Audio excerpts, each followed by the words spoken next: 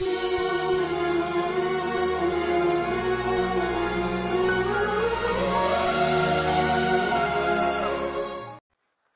పరిశుద్ధ నామంలో మీ అందరికీ మా హృదయపూర్వక వందనాలు. ఈరోజు దేవుని వాగ్దానం,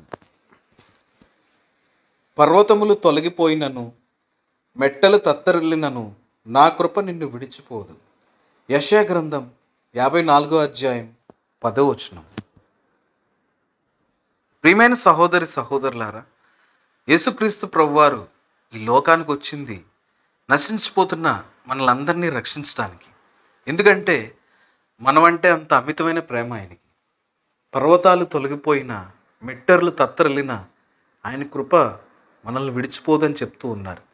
అంతటి అమూల్యమైన ప్రేమకి మనం పాత్రులైనందుకు మనం ఎంతో ధన్యులం.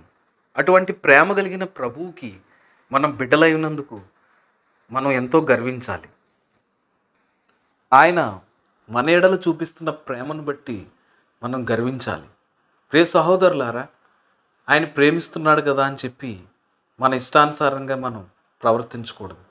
ఆయన మనకు ఉపదేశించిన ధర్మశాస్త్రం ప్రకారం, ఆజ్ఞల ప్రకారం మనం నడుచుకోవాలి. ఆయన బిడ్డలుగా మనం జీవించాలి. నిన్ను వలె నీ పొరుగువారిని ప్రేమించుము అన్న దేవుని యొక్క ఆజ్ఞల్ని మనం పాటించాలి. మన తల్లిదండ్రులని సన్మానించాలి.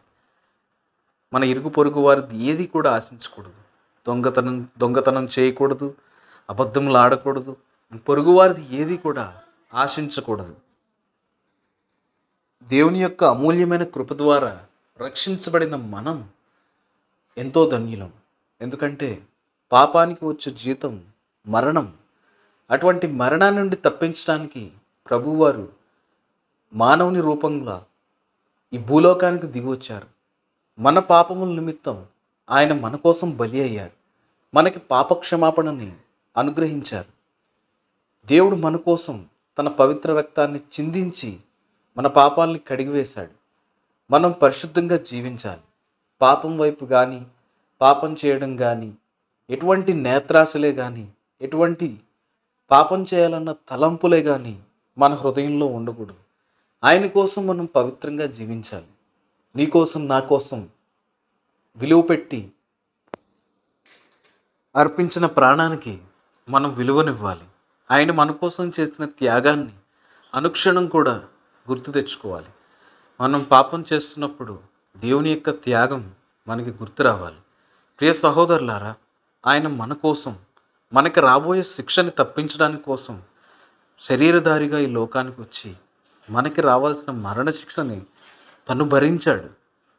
అటువంటి మహాప్రేమకి పాత్రులమైన మనం ఎన్నడూ కూడా మన తలంపులే కానీ, మన క్రియలయందే కానీ, దేనివైపు అయిందే కానీ మనం కూడా పాపం అనేది చేయకూడదు. దేవుని యొక్క బిడ్డలుగా జీవిస్తున్న మనం ఎల్లప్పుడూ కూడా నిజాయితీగా జీవించాలి. నిజాయితీని అనుసరించాలి. అందరూ చేస్తున్నారు కదా, నేను ఒక్కరినే చేస్తే తప్పేంటి, ఎవరు చూస్తారు అని తప్పు చేయడంలో కూడా మిమ్మల్ని మీరు సమర్థించుకోకూడదు. నీతి న్యాయములను అనుసరించి నడుచుకొనుట బలులర్పించుట కంటే శ్రేష్టమని ప్రభువారు సెలవిస్తున్నారు. నీతి మరణం నుండి రక్షిస్తుంది. అటువంటి నీతిగా జీవించి దేవుని బిడ్డలుగా మనందరం జీవిద్దాం. ప్రార్థన చేసుకుందాం. అందరూ కూడా ప్రార్థనలో ఏకీభవించండి. మమ్మల్ని మిక్కిలిగా ప్రేమించిన మా ప్రియ పరలోకపు తండ్రి, మీ ఘనమైన నామానికి వేలాది వందనాలు, స్తుతులు, స్తోత్రములు చెల్లించుకుంటున్నాం ప్రభా. మీరు మాకు ఉపదేశించినటువంటి ఈ పవిత్రమైన వాక్యం ద్వారా మీ యొక్క ప్రేమ ఏంటో తెలుసుకున్నాం ప్రభా. మీ ప్రేమను పొందుకున్న మేము ఇంకెన్నడూ కూడా పాపం వైపు కూడా చూడకుండా, పాపం చేయకుండా మాకు మీ సహాయం దయచేయండి. మా హృదయం నందే కానీ, మా యొక్క ఆలోచనలందే కానీ, దేని అందే కానీ మేము పాపం చేయకుండా పవిత్రమైన జీవితాన్ని జీవించే కృపని మా అందరికీ దయచేయండి. ఈ ప్రార్థనలో ఏకీభవిస్తున్న ప్రతి ఒక్కరిని కూడా మీరే ఆశీర్వదించండి. వారికి ఉన్నటువంటి బలహీనతల నుంచి మీరు విముక్తులను చేయండి. స్వస్థత కోసం ఎదురు చూస్తున్న వారికి స్వస్థతను దయచేయండి. గర్భఫలం కోసం ఎదురు చూస్తున్న బిడ్డలకి చక్కటి బహుమానాలను అనుగ్రహించండి. మీ యందు విశ్వాసంలో, ఆత్మీయతలో అభివృద్ధిని దయచేయండి. మీ దీవెనలతో మీ బిడ్డలందరినీ నింపండి. మీ సన్నిధిని అనుభవించే భాగ్యాన్ని ప్రతి ఒక్కరికి దయచేయండి.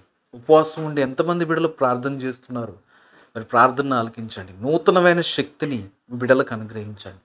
ఉపవాసం ద్వారా నూతనమైన అనుభవాన్ని పొందుకుని యందు ఇంకనూ బలమైన విశ్వాసులుగా వారికి మీ కృప చూపించండి. మీ యొక్క బలమైన విశ్వాసాన్ని వారికి దయచేయండి.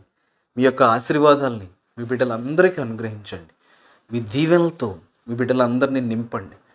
మేము చేసిన పొరపాట్లని, మేము చేసిన పాపములను క్షమించమని, మీ యొక్క పవిత్రమైన వాక్యాన్ని విని దాన్ని అర్థం చేసుకుని వాక్యానుసారమైన జీవితాన్ని మాకు ప్రసాదించమని, మా ప్రార్థనలో మాలో తప్పులుంటే క్షమించి మా ప్రార్థనకి ప్రతిఫలాన్ని అనుగ్రహించమని తండ్రి, కుమార, పరిశుద్ధాత్మ నామమున మిక్కిలి వినయంగా ప్రార్థించి అడుగు వాటినెల్లను మనస్ఫూర్తిగా పొందుకుని ఉన్నామని నమ్మి విశ్వసిస్తున్నాం పరమ తండ్రి.